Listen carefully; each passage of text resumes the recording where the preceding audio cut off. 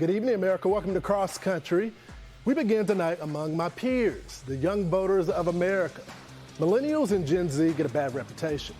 Many believe they've been indoctrinated by the left-leaning influencers around them, college campuses, liberal media, woke online influencers. But as we prepare for the first GOP primary debate, the first hurdle of what we already know is an eventful election cycle, we've learned that some of those young voters are looking for something different. They are looking for something beyond the obvious talking points. The ones that I've spoken to aren't partisan at all. They're looking for hope for their future, hope for their country, and hope for their fellow man.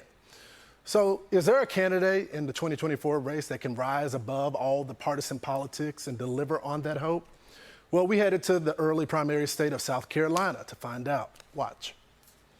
What is the number one issue for you in this next election? I think we need to stop spending money on unnecessary excursions and endeavors. What do you mean by that? I think that we definitely need to stop sending a lot of our financial foreign aid to Ukraine, as well as a lot of these other like NATO countries and stuff. Gavin, what about you? Well, there's a lot of issues right now, but I'd say the most important would be the deep state.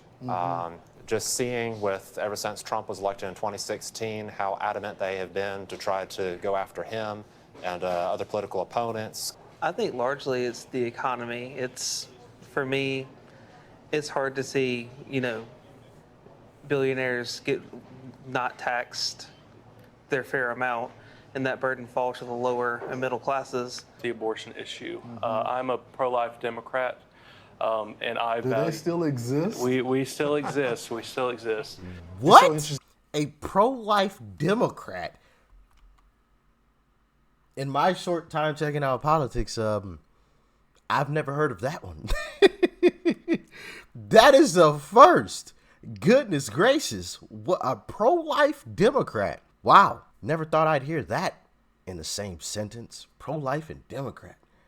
Interesting that you have that point of view, because there's a lot of polling that suggests that Republicans should stay away from that issue because it could hurt them, and you don't believe so. These are human beings being killed in our communities every day. And, if there's any candidate on either side of the political aisle that wants my vote, they're going to have to face the abortion issue head on.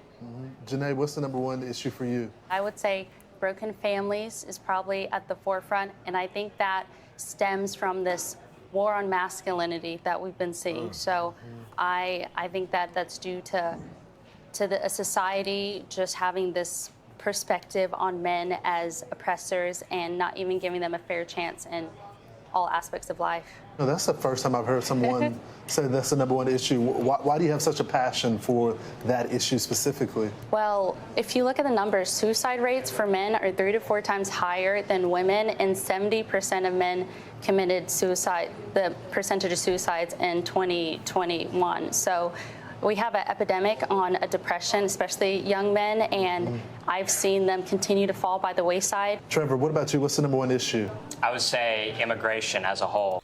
And also, I feel like broken families lead to a lot of the other issues, right? When you don't have a family that's together and a father that's in the home, obviously that can lead to a lot of problems down the line. That kid going down the wrong path in life, that kid not really having the right mindset in life, So, there's a trickle-down effect from there. So you solve that, and then I feel like a lot of the other stuff will be cleaned up simply by solving that issue rather than trying to put a Band-Aid over here on this thing. Start at the root. You fix the root, and problem solved. Well, not completely, of course. There's no 100% fix for anything, but you guys get what I'm saying. Both illegal and legal. Actually, what's the number one issue? I would say immigration as a whole, both illegal and legal. Part of the reason why I like President Trump so much is because he's such a hawk on immigration. He wants to build the wall to keep these violent, offenders out. And we need to really put our foot down on that if we're going to, get things done in this country. One of the things that was promised from this administration is to forgive student loan debt. Who's in support of getting rid of that student loan debt? Okay, so you're halfway there. So what do you mean by that?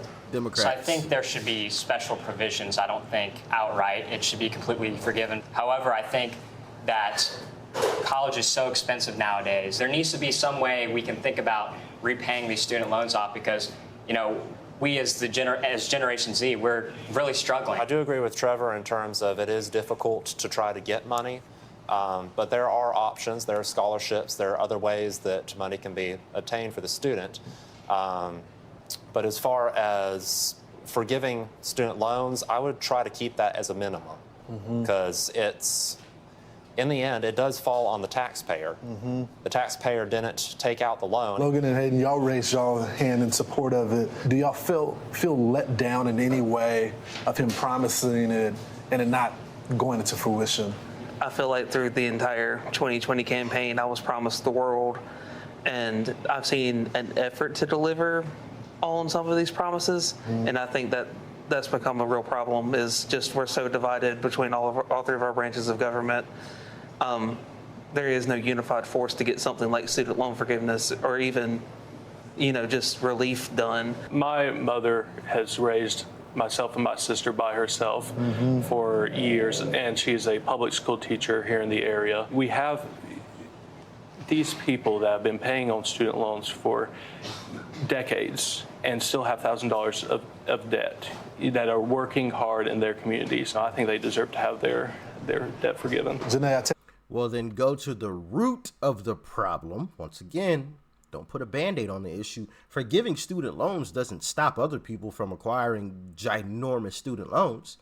There's going to be a whole other generation that is going to come after them that's going to, acquire these ginormous student loans as well. So why don't you go to the root of the problem, which are these colleges and universities that charge these astronomical, ridiculous prices? Go to them.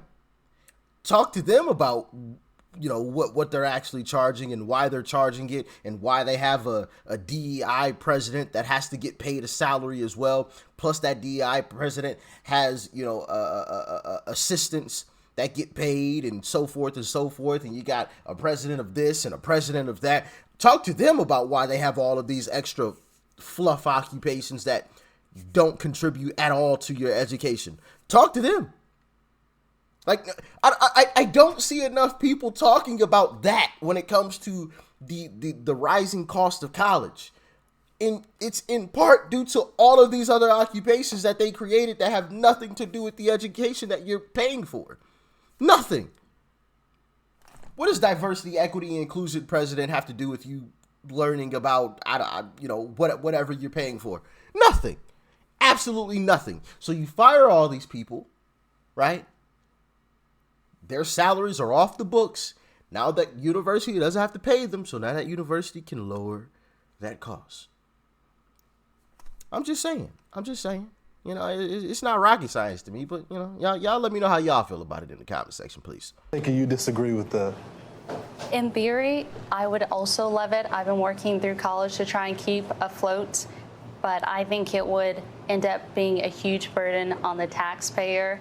And after I graduate, that will be subsequently me and all of my peers. So I think college is definitely way too expensive. It's inflated. It's absolutely ridiculous. But having it forgiven would just put burden on the taxpayers. And in the long run, I think it'll do more harm. The number 2 issue after the economy and inflation is crime in America and how it impacts everyone. I see everyone shaking their head on this.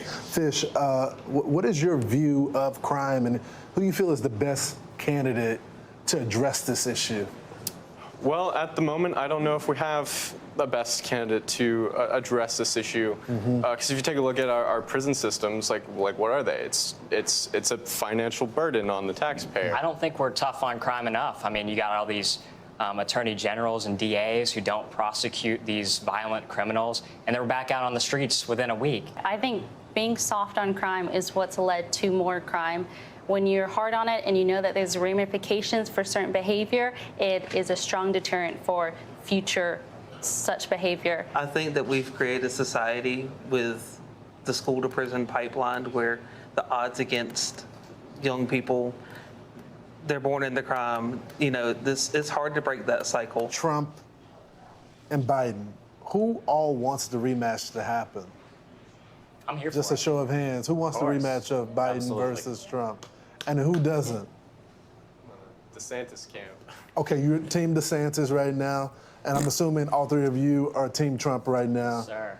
Y'all don't want, two Democrats on this panel, y'all don't want this rematch to happen. I feel as a 26-year-old man, I have a hard time putting my faith in a man that's going to be 86 years old when he gets out of office. We've kind of created this dynamic as a party right now where we're all in for Joe Biden, but there comes a time when it's time to hang it up. You know, once you get, your health can decline very, very quickly, and that's just the challenge for me. Hey, Sean Hannity.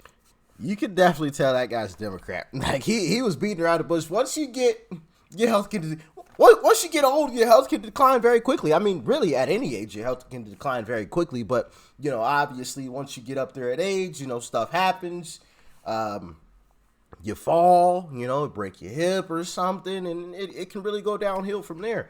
I mean, there's nothing wrong with that. Like I've said before, getting old is a beautiful thing. There's lots and lots and lots of people who will never get that opportunity, right? Will never see the age of 80 or 85 or 86. You know what I mean? So getting old is a beautiful thing, but I definitely agree. Like when you're at that age and you're showing that you're at that age, it's a problem. It's a problem when you're supposed to be the leader of the free world. Now, me personally, I have no issue with an 86-year-old individual running the country, as long as they are able to run the country at 86. Now, if that 86-year-old, you know, is out there getting it, by all means, do your thing. But if that 86-year-old is out there like Joe Biden, get on out. Get on out. Go kick rocks. You know what I mean? Go kick rocks. That's just my humble opinion on it. I don't think it necessarily has to do with the age itself. It has to do with the health of that individual and whether or not they're showing their actual age. You know, like Joe is what, 80, 81 or something. It shows like it's clear that he's 81, you know, if not older. Like he might be looking a little older than that. But if somebody's 81 and they don't show it, I mean, hey, do your thing. More power to you. I hope to get there one day, you know? It's a beautiful thing. But yeah, man, it's great to see some young folks, you know, really having their heads screwed on right. You know, I even give a little credit to the young Democrat there. Pro-life Democrat. Have y'all ever heard of that? I haven't. Pro-life Democrat. What in the world? Even Lawrence was like, do those still exist? Incredible stuff. And I agree with a lot of the stuff that you know, the Republican guys were saying, minus the DeSantis thing. Y'all know how I feel about DeSantis. Not a fan. As a matter of fact, he's trash. I think his political career is over, but I'm not going to harp on that today. Y'all let me know what you thought about this one in the comment section below. Like, share, comment. Hit that subscribe button before you go. Click that video right there. Peace and love. I'm out.